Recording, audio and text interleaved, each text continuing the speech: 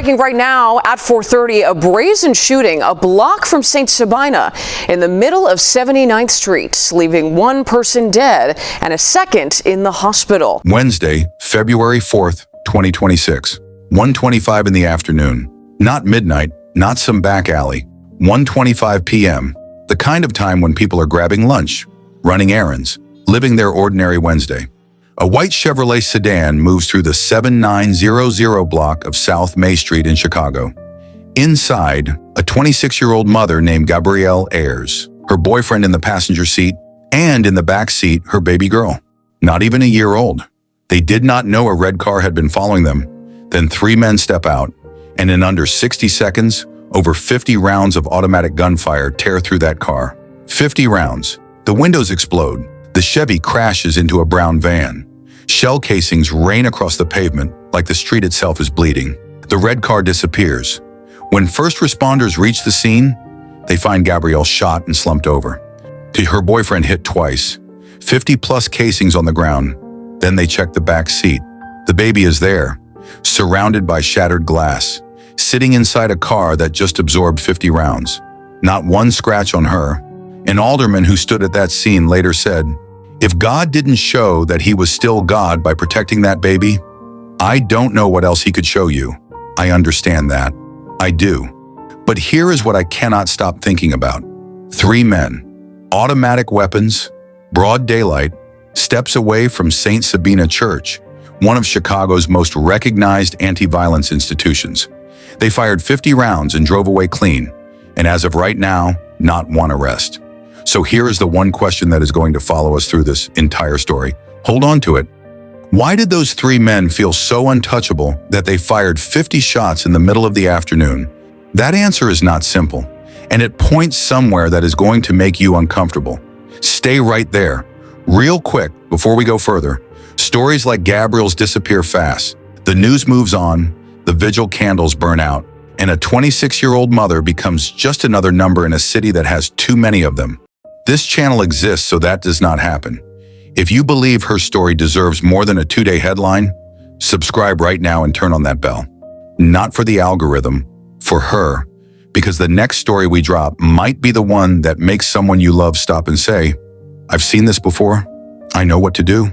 Welcome to True Crime Footprint, where we unveil the darkest mysteries and the most terrifying true crime tales. Kindly hit that like button, subscribe to this channel, and turn on the notification bell so you never miss any of our new stories. Your support keeps these stories alive. Before we talk about the crime, we need to talk about the woman. Because if all you know about Gabryel Ayers is that she was shot on South May Street, then you do not really know anything yet. Gabryel was 26 years old, a South Side Chicago girl, born and raised in the kind of neighborhood where you either find your roots or you lose them entirely. She found hers. Her whole world by February of 2026 was orbiting around one thing, that baby girl in the back seat, an infant, not even 12 months old yet.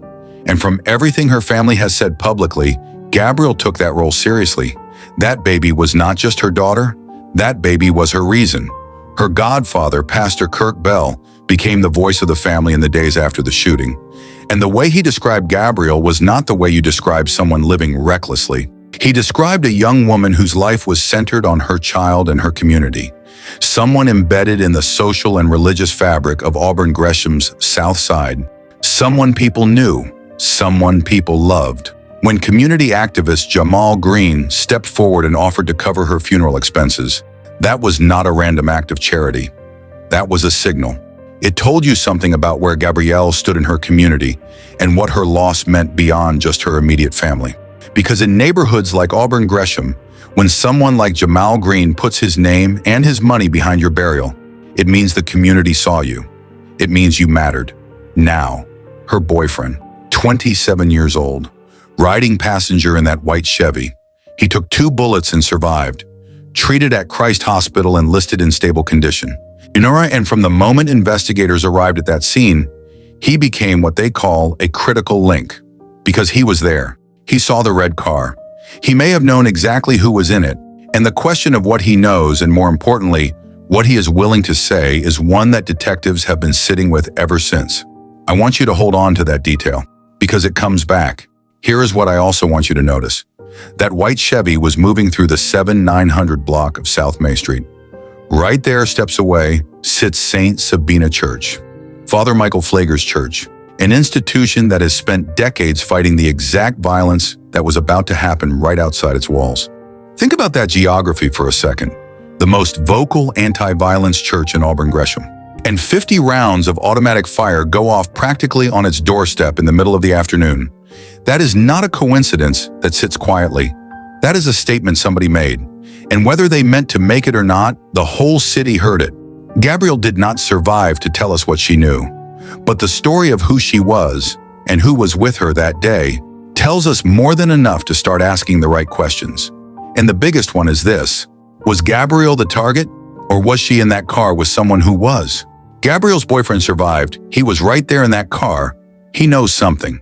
If you were sitting in his seat, knowing what those three men just did, would you talk to the police? Be honest, drop your answer in the comments, because this is the question that determines whether this case ever gets solved. Marie, the baby was in the back seat of this white car that you can see just here on 79th Street. It is right behind this larger vehicle that it later crashed into after the shooting. Two adults were in the car with that child when at least three people walked up and started firing. Incredibly, the baby was not physically hurt, but the entire incident was caught on video, and a CBS viewer sent that video to us. Here you can see at least three people run up to the white car with guns in hand. Now, we are not airing the audio in this video, though in it you could hear at least 24 shots fired directly at that white car. After running away, the gunman got into a red Alfa Romeo and fired even more shots into this white car. The viewer who took this video, or sent us the video rather, told us that they are heartbroken and distraught tonight, saying that they were on their way from work when they saw the shooting. A man and a woman, both injured, with a baby they say was holding a lollipop in the back seat, crying. That viewer told us that the child was not injured, thankfully. Both adults taken to the hospital, and the male is expected to be okay. More video from the scene also shows the immediate police response. Officers have marked the many bullet casings on the ground as they try to find the person responsible, people responsible.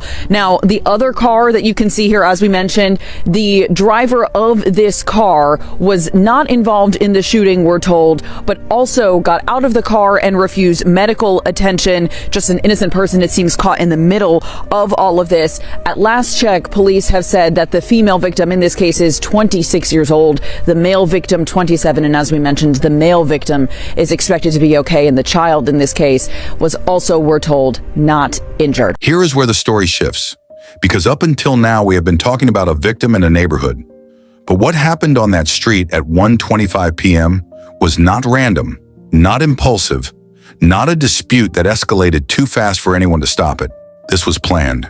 Let me walk you through what investigators pieced together from surveillance footage, witness accounts, and the forensic evidence left behind on that pavement. Around 12:45 p.m., Gabryel and her companion are seen in the white Chevrolet, moving through the 6th District. By 1:15 p.m., a red sedan appears in the area. Witnesses would later describe it as moving in the same direction as the Chevy, staying close, staying patient. 10 minutes of trailing a car with a baby in the back seat before making a move. At 1:25 p.m., at the intersection of 79th and May, the red car closes in. Why 3 men? Coordinated positions, and then the guns come out. Now here is what I need you to understand about those guns, because this is the detail that separates this attack from a typical street shooting and puts it in a completely different category. Investigators believe those 3 men were armed with handguns fitted with what are called Glock switches, small devices, some 3D printed, some imported illegally, that convert a standard semi-automatic pistol into a fully automatic weapon. A handgun with a switch fires at roughly 1,200 rounds per minute. That is not a street weapon anymore. That is battlefield output on a residential block. In the early days of Chicago street violence, a shooting meant 5, maybe 10 rounds. Today, with switches flooding the South Side, 50 rounds in under 60 seconds is not an exaggeration. It is Tuesday, and that volume of fire does something beyond the obvious. It creates forensic chaos. 50-plus shell casings on the ground means investigators have to match each one to a specific weapon, trace those weapons through illegal modification networks, and do all of that while the trail goes cold by the hour. The attackers knew exactly what they were doing, not just in terms of the shooting, in terms of what they were leaving behind. After the initial volley, the Chevy, with Gabryel incapacitated, veers forward and collides with a brown van parked on the block. The van's driver is uninjured. The red sedan is already gone before the echo of the last shot fades. By 1:35 p.m., CPD 6 district units are on scene. They find Gabryel with multiple gunshot wounds, critical. Her boyfriend shot twice, conscious. And in the back seat, and that baby girl, surrounded by glass and bullet holes, alive. Gabryel is rushed to Little Company of Mary Hospital. Her boyfriend goes to Christ Hospital. And by the time Chicago's Evening News is loading its broadcast at 5 p.m., Gabryel Ayers has already been pronounced dead. She was 26 years old. Her daughter was still in a car seat. And here is what makes this worse. Those three men did not run in a panic. They did not scatter the way people do when something goes wrong unexpectedly. They walked back to that red car, and they drove away at a pace that said they had done this before, or at least had thought it through enough that nothing about it surprised them. That level of calm after 50 rounds of automatic fire in broad daylight only comes from one thing: the absolute belief that nobody's going to stop you. So who gave them that belief? And what did Gabryel, or the man sitting next to her, have to do with it? Three men fired 50 rounds into a car with a baby inside and drove away feeling completely untouchable. If that makes your blood boil, good. It should. If you believe what those three men did is unacceptable, hit subscribe. Because subscribing to this channel is how you make sure stories like this one stay alive long after the cameras leave South May Street. Before we move forward, something practical. If you ever sense a vehicle is following you, do not drive home. Do not drive to a family member's house. You drive directly to the nearest police station, fire station, or any location where there are cameras and people in authority. Make them follow you somewhere public and on record. Gabryel did not know she was being followed that day. If someone in your life ever says they feel like they are being watched or trailed, take that seriously. Immediately, not later. At what point do we stop calling this a crime and start calling it what it actually was? A calculated execution?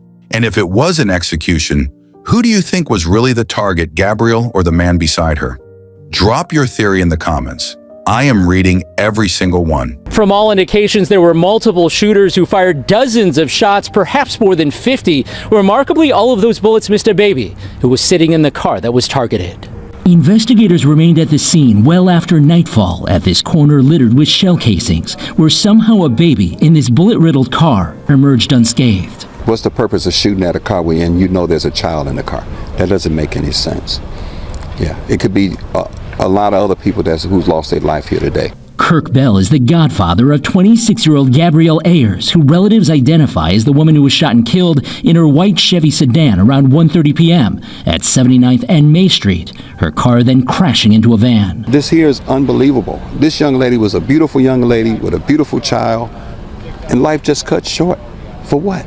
Ayers' boyfriend in the car also shot multiple times, but her 13-month-old baby daughter, who was sitting in the back, escaped unhurt. It's a miracle that baby was not shot. It's a miracle. St. Sabina Church is around the block from where the gunfire erupted, and the church's food pantry is on that corner. People inside hiding in a back room, and after the gunfire, emerged to help the victims. So they saw, the young man and the woman shot up in the car as they were trying to get the baby out. But they gave the baby immediately to the police, and the policewoman took it in her car and was holding it. They need to clean this city up. They need to. This gangs and the shooting and the killing is just unbelievable. Here is the part of the story where most people expect a resolution. An arrest, a name, a face in handcuffs. Some version of justice that makes the previous chapters feel like they meant something. That is not what happened. Within hours of Gabryel's death, the institutional response kicked in fast. CPD 6th District Commander Andre Poston led a community roll call at the corner of 79th and May. Officers conducting their shift start procedures right there at the crime scene, in full public view. The message was deliberate. We are here. We see this. We are not going anywhere. Mayor Brandon Johnson attended the vigil that evening. He spoke about the need for holistic change, about addressing the conditions that create individuals who believe violence is their only path forward. Thoughtful words, and the kind that come from a place of genuine belief in long-term solutions. Then State Senator Willie Preston stepped to the microphone and called the shooters monsters and animals. And here is what I want you to notice about those two responses, because they are not just different in tone. They represent a fundamental split in how this city has approached this problem for decades. One side says invest in the root causes. The other side says put the monsters in cages right now. And while both sides are arguing about who is right, the men in that red car are still free. Father Michael Pfleger at St. Sabina, the church that sits steps from where Gabryel was killed, announced a $10,000 reward for information leading to an arrest. Cook County Crime Stoppers matched it, $20,000 on the table. In a neighborhood where the median income tells its own story, $20,000 is not a small number, and nobody moved. Father Pfleger stood before his congregation and said that those who stay silent are co-conspirators in Gabryel's death, and I understand the moral weight he was trying to apply. But let me offer you a different way to look at that silence, because that silence is not indifference. That silence is math. $20,000 can change your life, but it cannot relocate your family. It cannot erase your face from a neighborhood where the people who fired 50 rounds in broad daylight still have people watching every block. For a witness on South May Street, coming forward is not a moral question. It is a survival calculation, and the math keeps coming out the same way. Meanwhile, investigators had tools. Chopper 7 footage captured the scene within minutes. Pod cameras across the 6th district tracked movement throughout the area. Automated license plate readers had data on every vehicle that passed through those corridors. Private ring cameras and social media clips from bystanders surfaced online within hours, some showing the 3 gunmen mid-attack. All of that pointing at a red sedan. And that red sedan, investigators believe, was either stolen or running cloned plates, a standard move for exactly this level of premeditation. These men did not grab a family car and hope for the best. They sourced a vehicle that would vanish from the record the moment it left that block. The National Integrated Ballistic Information Network, NIBIN, was processing the 50-plus casings to see if those weapons matched previous shootings in the Gresham district. That kind of cross-referencing takes time. And time is exactly what killers with cloned plates and a code of silence working in their favor have in abundance. As of mid-February 2026, the investigation remained active with no suspects in custody. Active, that is the word. Not solved, not close. Active. And Gabryel's boyfriend, the man who sat 2 feet away from those gunmen, the man who took 2 bullets and lived, remains what detectives call a critical link. Because if he knows something, and the circumstances strongly suggest he does, then his decision about whether to speak is the single thread that could unravel this entire wall. But pulling that thread has a price, and he already knows what happened to the last person in that white Chevy who was considered a loose end. Think about this for a second. If you lived on that block and you saw those 3 men that afternoon, what would you do? Most people say they would come forward. Most people say that until it is real and the red cars parked 2 streets over. This channel covers cases exactly like this one, because these stories need witnesses even when the real witnesses are too afraid to speak. Subscribe and turn on notifications so you never miss when we follow up on this case. Because if there is an arrest, you need to know. And if there is not, you need to know that too. Safety. Tip 2. Here is something practical I want you to take from this chapter. Establish a family safety word, a specific phrase that means get somewhere safe right now, no questions, no explanation needed. Make sure your children know at least 2 trusted adults they can call if you are ever unreachable. These are not paranoid habits. They are the kind of quiet preparations that families in high-awareness communities already practice. Now you have them too. Father Pfleger said silence makes you a co-conspirator. Do you agree with that? Or is it unfair to place that kind of moral weight on people who are genuinely afraid for their lives? This is a real debate, and I want your honest take. Leave it in the comments. 2 things happened on February 4th, 2026 that feel impossible to hold in the same thought. A baby survived 50 rounds of automatic fire without a single scratch on her body, and the 3 men who fired those rounds drove away and have not faced a single consequence since. Both of those things are true. At the same time, on the same street, the vigil at 79th and May brought out the faces of a neighborhood trying to reclaim something. Alderman David Moore stood there and called the baby's survival a miracle, and that word carried the room. Father Pfleger spoke with the quiet fury of a man who has stood at too many of these vigils. Mayor Johnson was present, Senator Preston was present, cameras were present, and then there was Demetric Brown, a community member, a woman who lost her own daughter to street violence in 2021. She stood at that intersection in February of 2026 and said this felt exactly like last time. Same street, same grief, same questions with no answers. That one detail, a mother who buried her child now standing at the spot where another mother just lost her life, is the detail that captures everything wrong with what keeps happening in Auburn Gresham. It is not just one tragedy. It is a cycle that keeps completing itself on the same blocks, in front of the same church, inside the same community that keeps showing up to mourn because showing up is the only power it feels it has left. Gabrielle's mother has the baby now. A grandmother who is bearing her daughter is simultaneously raising her granddaughter. That child will grow up knowing what happened. She will grow up with the weight of February 4th as part of her story, whether she chooses it or not. And that is a cost that never appears in any crime statistic. Here is a number that does appear in statistics, though. Auburn Gresham's 6th district clears approximately 28% of its homicide cases. The city average is 45%. That means nearly 3 out of every 4 murders in this district go unsolved. Gabrielle's case is not an outlier. It is the norm. The Glock switches flooding the South Side have created a speed of violence problem that outruns every vigil, every reward, every community roll call, and every political speech about root causes. The $20,000 is still on the table. The red sedan is still unaccounted for. The 3 men are still somewhere in this city, or maybe not even in this city anymore. I'm reliving in the confidence that the code of silence held. And that confidence is the most dangerous thing in this entire story. More dangerous than the switches. More dangerous than the cloned plates or the getaway car. Because when people who commit acts like this walk away clean, they do not become more careful. They become more bold. And the next mother on the next Wednesday afternoon in the next white Chevy does not know that yet. Was this about Gabryel, or was it about her boyfriend? And she was simply the person sitting closest to the wrong man at the wrong moment. Investigators have not answered that publicly. Maybe they do not have the answer yet. Maybe they do, and they are holding it close to protect the case. Here is the thing that will not let me close this story cleanly. Those 3 men made a decision. They looked at a car with a baby in the back seat and they opened fire anyway. Whatever the motive was, whatever the target was, they saw that child's seat and they pulled the trigger 50 times. That is not just a crime. That is a message to an entire neighborhood that says nobody's off limits, not mothers, not babies, not anyone.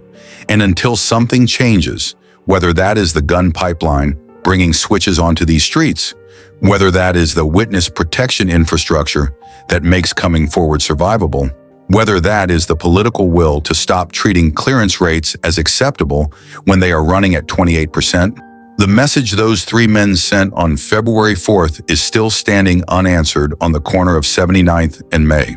Was justice served here? And if it was not, what would justice even look like for Gabryel? For her daughter? For her mother who is now doing the hardest thing a grandmother should never have to do? I genuinely want to know what you think. Leave it in the comments.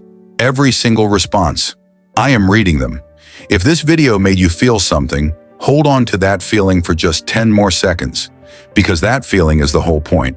Gabryel Ayers was a 26-year-old mother running errands on a Wednesday afternoon. She is gone, her daughter is growing up without her, and the men responsible are still free, still counting on the fact that most people will watch a video like this, feel something briefly, and then scroll on. To the family of Gabryel Ayers, to her mother, to Pastor Kirk Bell, and to the little girl who will one day be old enough to ask what happened on that Wednesday afternoon, our deepest condolences. She was more than a headline. She was a mother, a daughter, and a woman who deserved to come home. We will not stop saying her name. To everyone who made it to the end, thank you for watching, for your attention, and for joining us on this journey of reflection. Stay informed, stay vigilant, and above all, stay safe. See you on our next video.